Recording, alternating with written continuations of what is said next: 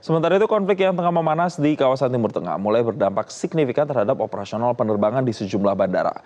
Pihak otoritas bandara pun terus melakukan mitigasi guna memastikan layanan tetap berjalan optimal di tengah situasi global yang tidak menentu.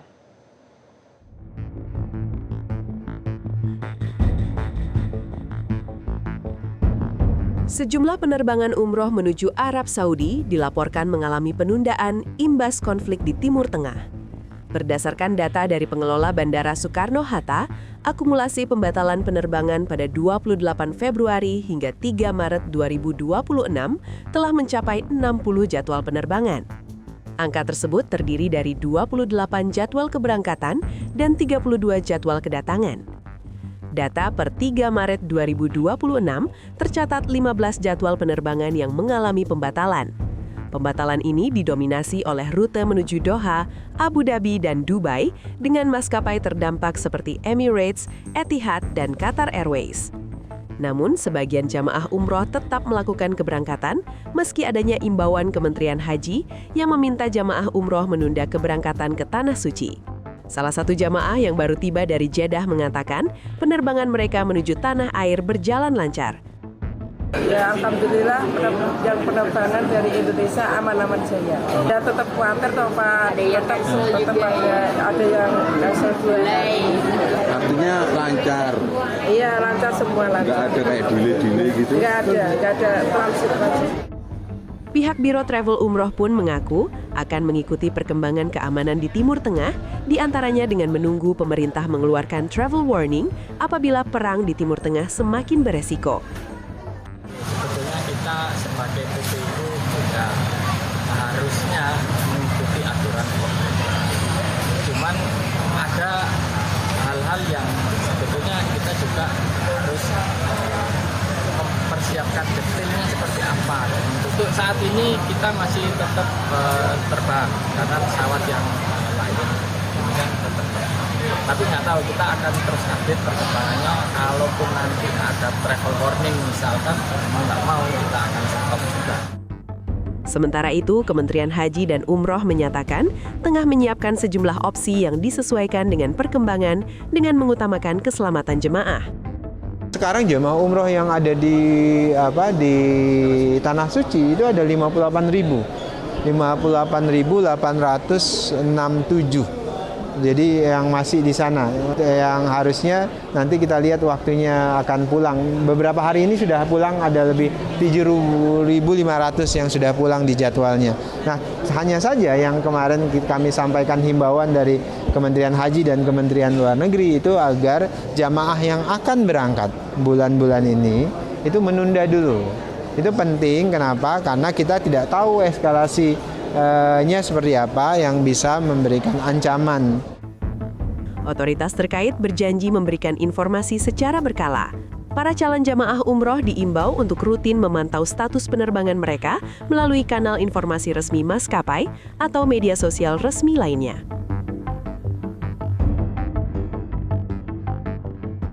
Lalu pemirsa, untuk mengetahui sebenarnya bagaimana situasi di Arab Saudi, kita bergabung bersama dengan jemaah umroh Dr. Muhammad Hildan Eriansyah atau Mas Alip. Selamat pagi, Assalamualaikum Mas Alip. Waalaikumsalam, selamat pagi Kak Jason, selamat pagi Indonesia.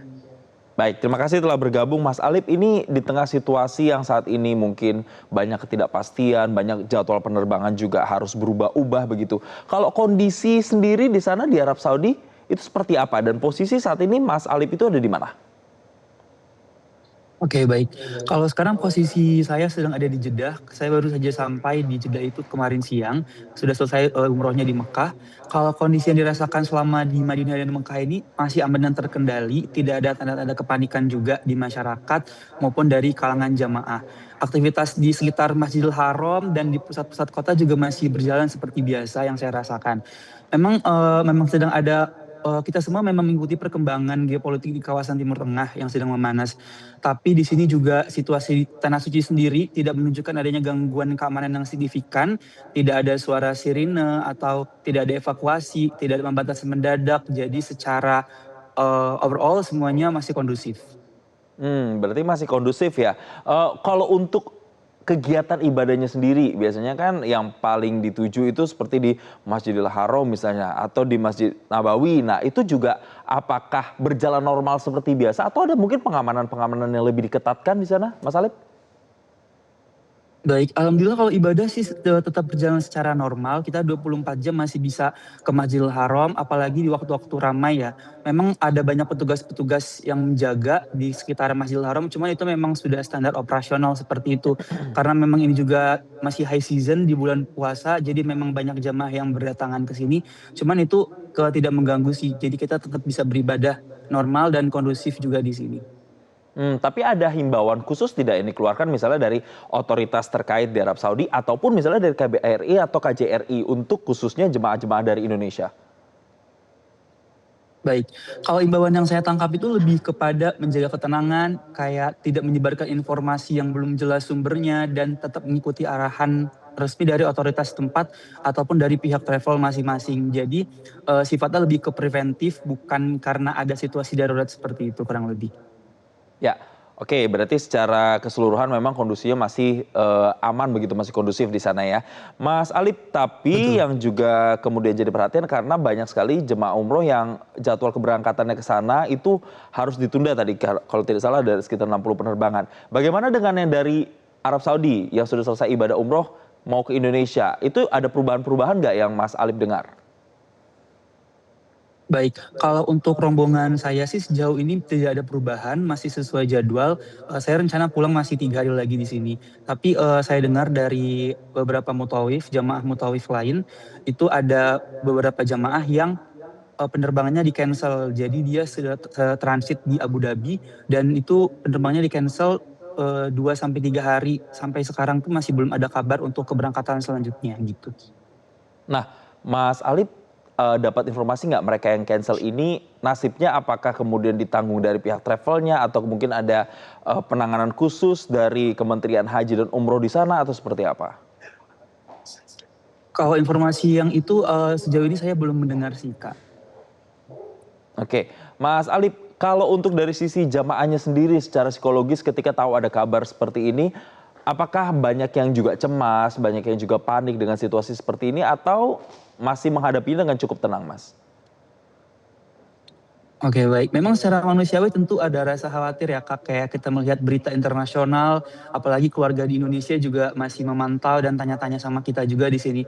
Cuman secara realistisnya di sini suasananya masih relatif tenang. Justru banyak jamaah yang lebih memilih fokus buat ibadah, buat saling menguatkan. Jadi saya melihat solidaritas antar jamaah juga cukup kuat ya. Tidak ada kepanikan massal di sini atau kayak panic buying segala macam. Kemarin juga sempat berbuka di Masjidil Haram, kita semua dapat makanan itu rata gitu. Tidak ada yang kayak gak kebagian makanan. Ada orang-orang sumber air juga di sini masih bisa dijangkau dengan mudah. Supermarket tidak ada yang tutup, semua masih berjalan seperti normal, seperti biasanya. Oke, semuanya lancar, normal-normal saja, terasa saja begitu ya Mas ya. Lalu apa Mas harapannya Betul. untuk kemudian pihak otoritas terkait untuk kemudian bisa membuat situasi setidaknya psikologis para jemaah ini di sana ketenangannya tetap terjaga dan tetap khusyuk, apa nih Mas harapannya kira-kira? Oke, mungkin kalau dari saya harapannya yang paling utama adalah yang pertama dari kepastian informasi yang cepat, terus transparan dan dari satu pintu juga dari pihak-pihak resmi ya. Karena memang kan dalam situasi seperti ini ketenangan kita itu kan bergantung sama kejelasan informasi juga. Saya juga berharap koordinasi antara pemerintah Indonesia dan otoritas dari Arab Saudi tetap solid, terutama terkait keamanan jemaah dan kepastian kepulangan nih ya Kak. Yang paling penting sih seluruh jemaah bisa menyelesaikan ibadahnya dengan khusyuk dan kembali ke Indonesia dengan sehat dan selamat. Ya, itu Kurang yang lebih kita seperti harapkan itu, Kak. bersama. Ya, semoga yang menjalankan ibadah tetap khusyuk, semuanya dilindungi dan nanti bisa kembali ke tanah air lagi dengan selamat dan tidak kekurangan suatu apapun. Terima kasih Jemaah Umroh Muhammad Hildan Eriansyah atau Mas Alip telah bergabung bersama kami. Selamat pagi Indonesia. Jelajahi cara baru mendapatkan informasi. Download Metro TV Extend sekarang.